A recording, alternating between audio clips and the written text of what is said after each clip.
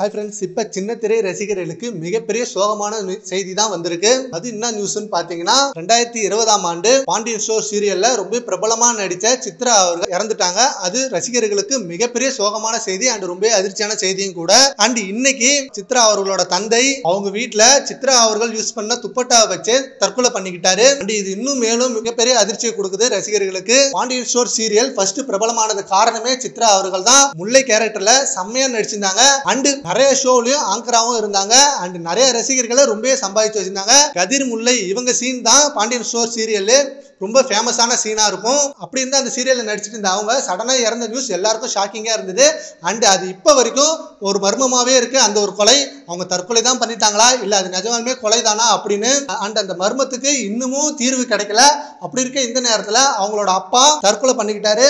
சீக்கிரமே இதுக்கான உண்மையான ரீசனை கண்டுபிடிக்கணும். அண்ட் இப்ப பாண்டியன் ஸ்டோர் சீரியல் சீசன் 2வும் போயிட்டு இருக்கு. அண்ட் இந்த சீரியலுக்கும் ஃபேன் பேஸ் இன்னும் அது அப்படியே தான் இருக்காங்க. அண்ட் இன்னமும் பாண்டியன் ஸ்டோர் சீரியல் ரசிகர்களுக்கு விஜய் சித்ரா அவங்க மனசுல தான் இருக்காங்க. ஒவ்வொரு வருஷமும் அவங்க நினைவு நாள சொல்லிட்டு தான் இருக்காங்க. சரி ஓகே ஃப்ரெண்ட்ஸ், விஜய் சித்ரா அவர்களோட தந்தை இப்ப தற்கொலை பண்ணிட்டாரு. அண்ட் இன்னமும் உங்களுக்கு விஜய் சித்ராவை பிடிக்கும்னா நம்ம கான்வர்ஸ்ல கமெண்ட் பண்ணுங்க. Thank you friends.